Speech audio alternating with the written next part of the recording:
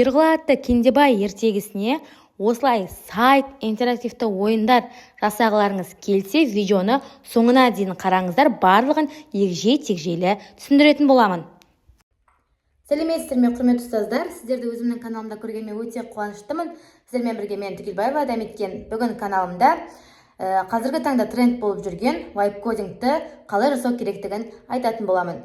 Соңғы кезде арнамда Керғұла атты Кендебай видеолары салынып жатыр. Сол себептен тақырыптан ауытқымай 5-ші сыныптарға арналған интерактивті ойынды, сайтты осы Керғұла атты Кендебайға жасап көрсетпекшімін. Ол үшін біз ең алдымен Google-ға кіреміз.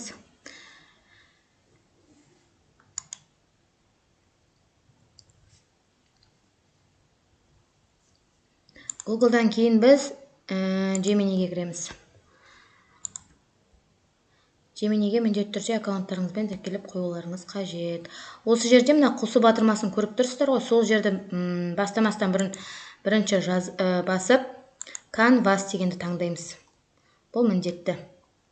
Міне Canvas'ы таңдаймыз. Содан кейін біз жазамыз. Бізге не керек? Соны басынан бастап үтір нүктесіне шейін жазамыз. Маған 5-ші сыныпқа арналған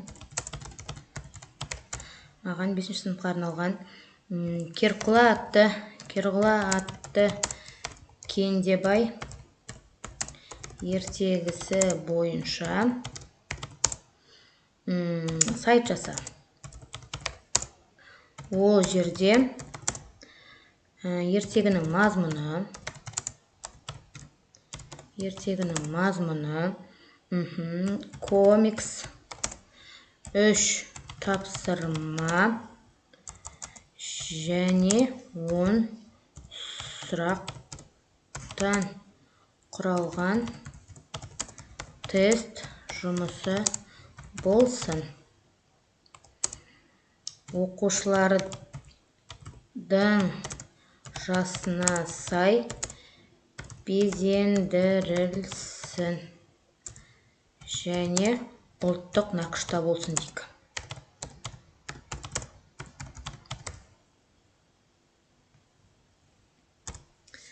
Енді күтеміз. Қазір бізге жасап беретін болады. Бұл жерден тек қана интерактивті ойын емес, сонымен қатар презентацияны да дайындап алсаңыздар болады.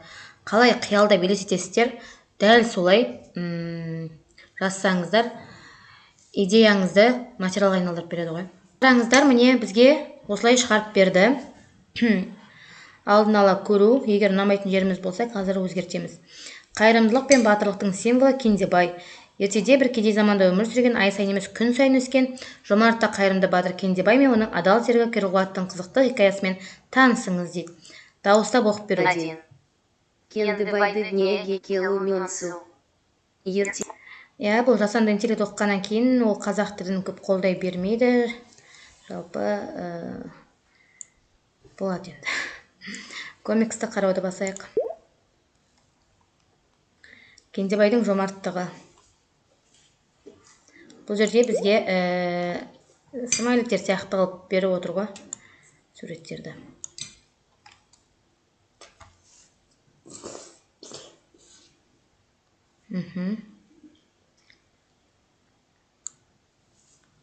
Жалпы осылай. Келесі тапсырмаларға көшейік. Тапсырмалар білімді бекітуге арналған 3 тапсырма. Кейіпкерлерді сипаттамасымен сәйкестендір дейді. Кендебай қандай? Мейірімді, жомарт, кедейлік өсетін батыр бала. Керғұла қандай? Ол алтын құйрықты құлынды ұрлаған зұлым кейіпкер емес. Адамша сөйлейтін, ақылда жүйрік сәйгүлік.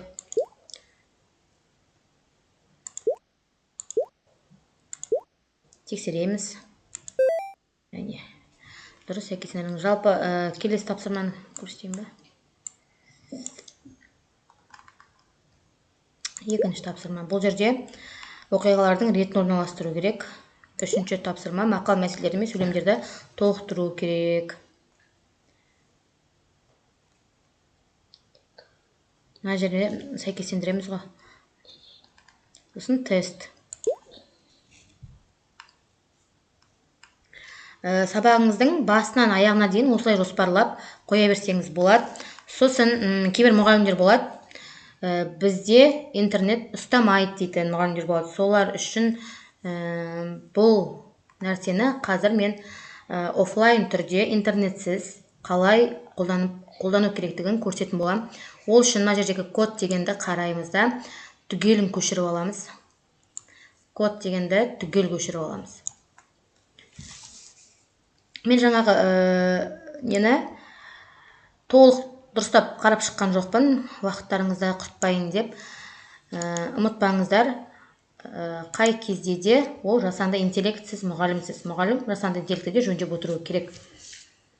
Енді көшіріп алғаннан кейін біз Google-ға жазамыз, онлайн Python дейміз. Онлайн Python. Осы сайтқа кіреміз де біз жаңа кодымызды қоятын боламыз. Мына жерге біз өзіміздің алған кодты қоямыз қазір.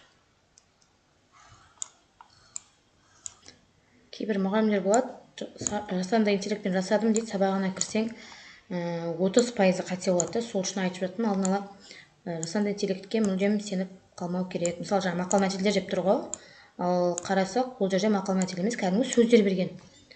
Сол үшін де мұқият болғандарыңыз жөн. Осы жерге біз қоямыз. Қойғаннан кейін екінші батырманы көріп тұрсыздар ғой. Яғни біз сақтаймыз оны. Сақтағаннан кейін міндетті түрде мына жерге, мысалы, мен қоямын 4 дейін. Сосын міндетті түрде нүкте қоямыз да HTML дейміз. Осылай сақтаймыз. Save. Бізде сақталды. Енді мен қазір сіздерге интернетсіз істелетін дәлелдеу үшін Wi-Fi-ымды өшірейін.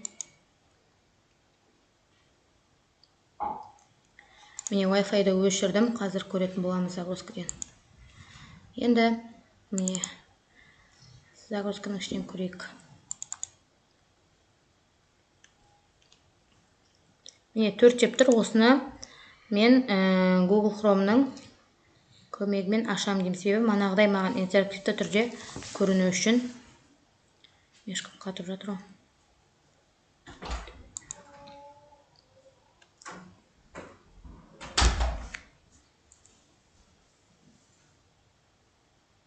Қараңыздар, міне менде интернет жоқ, Wi-Fi жоқ.